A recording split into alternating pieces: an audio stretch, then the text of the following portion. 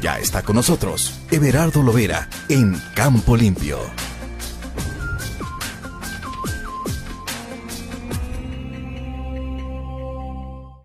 Como cada jueves, hacemos contacto vía telefónica con el ingeniero Everardo Lovera hasta Tlacomulco, donde vive. ¿Qué tal? ¿Cómo está? Buenas noches. ¿Qué tal, don Guillermo? Pues aquí contento porque ya tuvimos lluvia, hasta ya nos pasamos, pero usted acaba de dar una buena noticia, que se degradó este huracán Beryl de 5 hasta 2. A 2, sí. Sí, en la escala de los meteorólogos. Así es, la escala Saffir-Simpson. Sí, y que ya va pues pasando por allá, por Cancún, y que va pues a salir del continente, luego a lo mejor ahí cambia, pero pues la parte buena para nosotros es que ya nos arremó lluvia. Uh-huh. Bueno. Sí, bueno, si me permite también comentar cuál es lo que yo entiendo de los expertos. Perfecto. El sobrecalentamiento del Atlántico. ¿Por qué se formó tan lejos del continente? Porque hay una temperatura sobre lo normal de 1 a 3 grados centígrados en el Atlántico. Esa es la razón de donde coinciden estos expertos de la rapidez en que creció, que se formó y creció, que fue violento. Por eso dije ahorita que era una buena noticia que usted está compartiendo respecto de que ya se degradó. Pero también coinciden estas gentes que esta es una evidencia más ya incontrovertible de los efectos de las consecuencias del cambio climático, que todavía algunos gobiernos o algunas personas como nosotros no reconocen que ya ahora sí se siente, se nota el cambio climático. En octubre del año pasado apenas, pues Acapulco le tocó. Entonces, pues esperemos que no cause daños graves, ¿no? Por su paso en esta región de México. Y bueno, cambiando de tema, o el tema central para esta entrevista, me he dado cuenta, don Guillermo, que hay interacción, que la gente de su público sí me manda mensajes, y algunos son de felicitación, otros son de preguntas, otros me rebaten, pero pues eso me da gusto, quiere decir que hay interés, que hay expectativa sobre estos temas. Yo a veces pensaba que a la mayoría de la gente no le interesaba lo que pasa con la agricultura, con el agua en el campo, o con los alimentos que vienen de ahí, del campo. Entonces esto me permite pues también animarme yo. La semana pasada Estados Unidos y Canadá estuvieron en el panel en México, pero estuvieron contra México. En esa audiencia, que duró pues, no sé cuántas horas entre los 2 días, pero fueron muchas horas, de declaraciones orales de las 3 partes. Bueno, pues los panelistas los escucharon, hicieron algunas preguntas, pero se abre un periodo que ya está corriendo, en donde los participantes tienen que darle soporte por escrito a lo que declararon oralmente, y las mismas partes tienen el derecho de contraargumentar. Es decir, los integrantes del panel tienen a su vez que hacer preguntas, seguir escuchando a las partes, y las partes, llámese los países, pueden apoyarse con expertos, sean propios o de otros lugares. Estos expertos pueden estar participando, pues para poner sobre la mesa la mayor argumentación, hasta dilucidar. Entonces, yo solamente destacaría lo siguiente: el informe final va a ser en noviembre, alrededor de noviembre, porque tampoco hay una fecha fatal, no se ha fijado así. Pero ¿qué destacaría más? Que Estados Unidos y Canadá le dan muy poco valor a nuestra biodiversidad y a nuestra salud. Para ellos lo principal es su negocio. Ellos quieren proteger su negocio, sus productores de maíz, que dicen, ese es su mayor alegato, que su negocio, que nosotros los mexicanos lo discriminamos a su maíz transgénico. Imagínense nomás. Entre nosotros, pues, aparte de lo que vale la biodiversidad y nuestra salud y la economía de nuestros compañeros agricultores, hay un concepto que ellos quieren desconocer o no reconocer, que es el derecho de los pueblos indígenas. Esto que en otros países ha sido de alto valor, pues para los canijos gringos esto no vale. Los derechos de los pueblos indígenas, y dicen, no reconocemos obligación ninguna en el texto del tratado del TEMEC. Y entonces fíjese que ayer ocurrió algo, pues no sé si sea coincidencia o suerte, pero ayer en Perú, en una reunión extraordinaria, en una sesión extraordinaria de su Congreso, presentó su Ministerio de Agricultura una propuesta para aceptar lo que allá le llaman organismos vivos modificados. Aquí para nosotros son simplemente transgénicos, pero así lo denominan allá en su legislación. Para que aceptaran varias especies, pero entre los que destacan es el maíz y el algodón. ¿Y qué cree? El Congreso rechazó la propuesta de su Ministerio de Agricultura y además votó por mantener la moratoria que ya existía, pues ahora la extienden hasta el 2036, es decir, dentro de 12 años.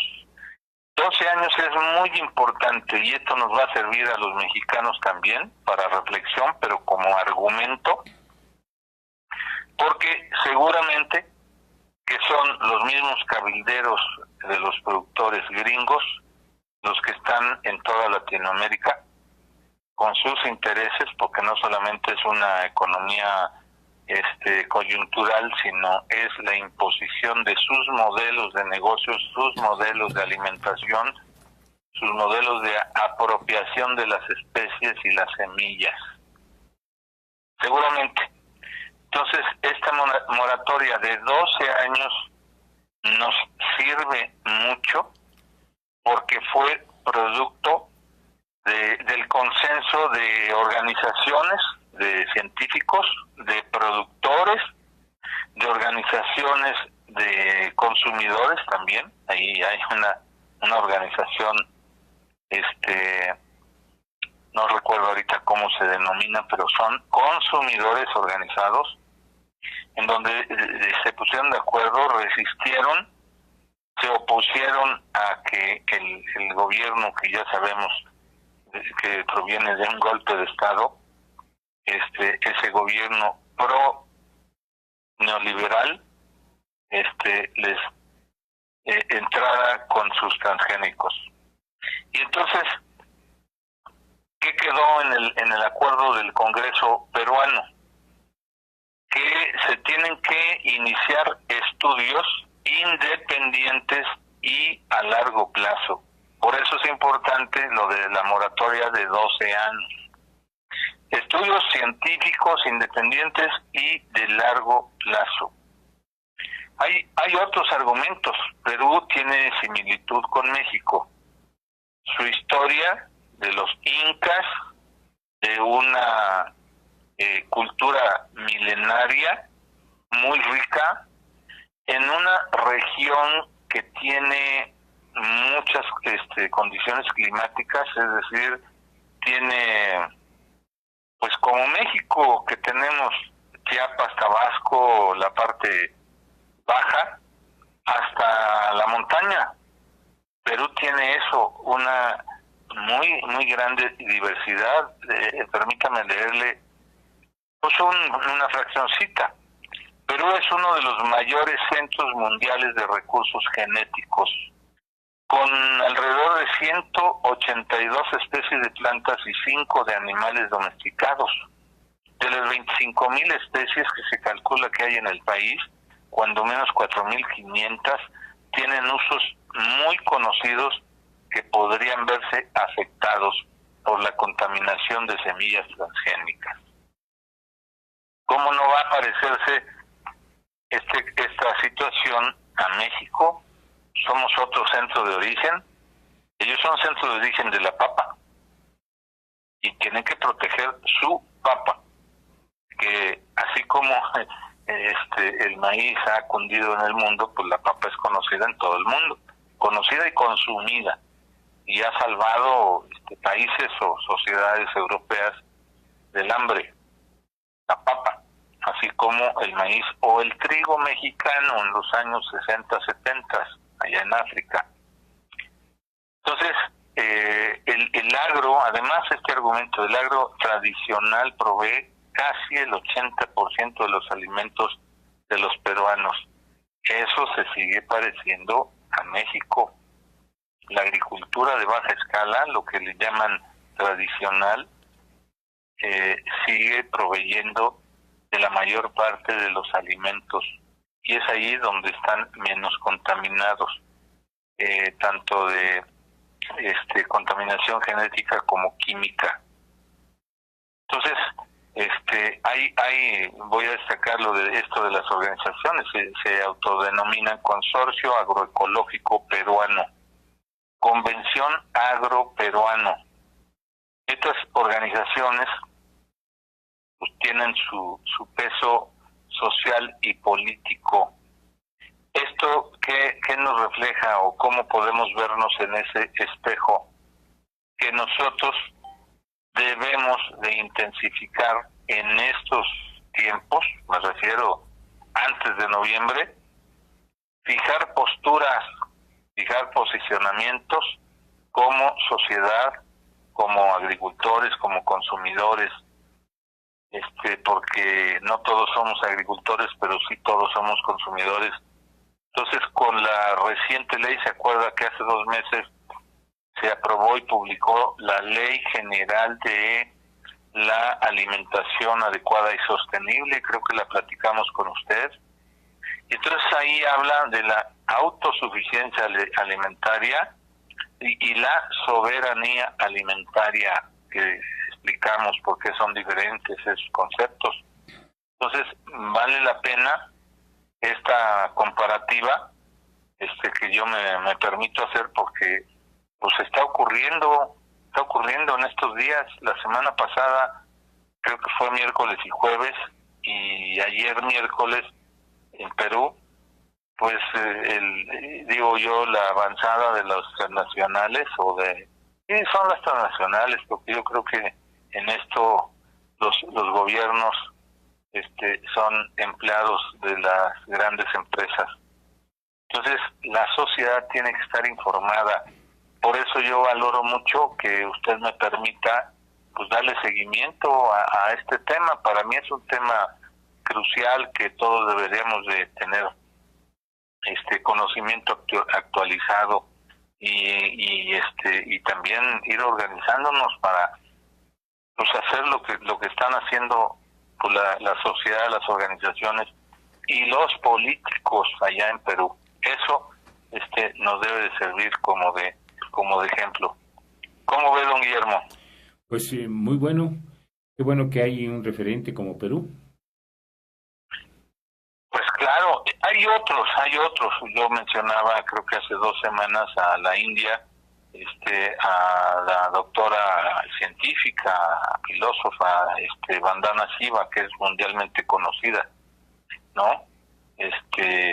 así como hay países entreguistas en su agricultura como Argentina, pues hay otros que tenemos, creo yo, otro concepto, otro sentido de del cuidado auténtico del medio ambiente y de nuestra salud y de nuestro derecho. Esto que comentaba yo, que los gringos no nos reconocen, ¿no? Los derechos de los pueblos indígenas.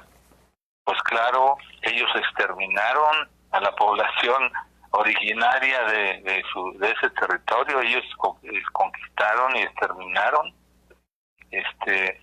y no es el caso de nosotros. Aquí no solamente sobrevivimos como herederos de aquella cultura y de esa raza originaria de lo que fue México hace 500 años, sino traemos esa cultura, ese conocimiento ancestral acumulado por miles de años. Eso claro que tiene un valor y eso se ve reflejado en nuestras costumbres, en nuestra cocina, nuestras semillas. Claro que tenemos que defenderla. Pues así estamos en esta ocasión, don Guillermo.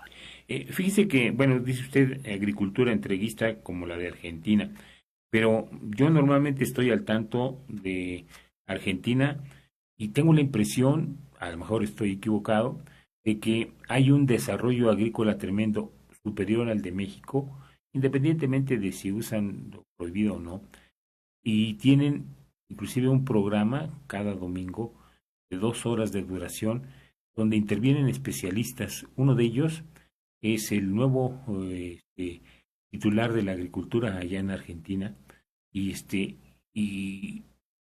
yo no sé mucho, pero sí convence en cuanto a sus conocimientos, no solamente él, los que participan, y hay desarrollo tanto de anuncios como del programa mismo y como de implementos agrícolas mucho más avanzados que en México. ¿Por qué? Sí, es cierto, porque ya tienen las pampas como de manera similar en Estados Unidos la faja maicera, ¿no? Nebraska. Yo nunca he estado allá, pero la información que tengo, Nebraska solito produce más que México. ¿Y por qué? ¿A qué me refiero? Aquí, por ejemplo, en nuestro territorio, ¿cuál sería el equivalente a las Pampas o a Nebraska? Metepec, Lerma y Toluca, que pues ahora ya no son agrícolas por el tipo de suelos. Eso no es modificable. Es decir, puede haber degradación, pueden convertirse en casas, pero los suelos siguen teniendo una textura, una fertilidad, una profundidad. Ese concepto de profundidad y de capacidad de retención de humedad que se pueden trabajar de temporal, es decir, sin riego. Véalo usted en lo poco que queda de Metepec, Mexicalcingo. Vea ahorita, sin riego, el desarrollo de los maíces. Eso no se tiene en todo el mundo y ellos lo tienen. Y desde luego, pues son las grandes inversiones y su modelo de desarrollo. Ellos producen para vender. Nosotros consideramos que nuestras semillas no deben ser solo mercancía, que se tienen que comprar y vender, sí es cierto, pero no es el objeto central de la producción. Para ellos, producir alimentos, no importa cómo, pues me refiero, no importa la forma o el método de producción, porque lo que importa es altos rendimientos, altas ganancias. En el caso de nosotros, que tenemos una diferente distribución de la tenencia de la tierra, y para eso hay que recordar el origen en la revolución de 1910, hace 110 años, 114 años, cómo viene la distribución de la tierra agrícola o no agrícola. Es más del 50% del territorio es propiedad social. Aún así, pues hubo también aquí en México gobiernos entreguistas que concesionaron tierras y aguas. Ahí están las mineras con millones de hectáreas concesionadas por 100 años. Entonces, pues yo a lo mejor sin comparar otros beneficios, otras ventajas que puedan tener, pues yo me quedo con nuestro modelo de alimentación. No todo es dinero. Uh-huh. ¿Y qué opina de lo que dijo Verdaguer? No lo dijo aquí en México, sino a una agencia noticiosa norteamericana, de que ya México cejaría en su empeño de aumentar la producción de maíz amarillo? Despertó mucha controversia esa declaración. ¿Cómo que se va a derrotar? No, señor. Si él declara eso, pues será igual o peor que Villalobos. Villalobos siempre estuvo facilitando, favoreciendo transgénicos y agroquímicos, porque de allá viene. Espero que reflexione Verdaguer, y si no, pues seremos nosotros desde el ángulo de los productores, pues que tengamos que corregirle la plana. Esa voz me agrada. Pues sí, don Guillermo, a estas alturas de usted, mi maestro de periodismo, y yo su alumno, su aprendiz de reportero, pues tenemos que perseguir la verdad o lo mejor para el país. ¿Algo que quiera agregar? Bueno, ya creo que ya me pasé. Pero esta vez fui puntual, don Guillermo. Le agradezco mucho. Al contrario, yo soy el agradecido. Gracias al ingeniero Everardo Lovera Gómez. Hacemos una pausa.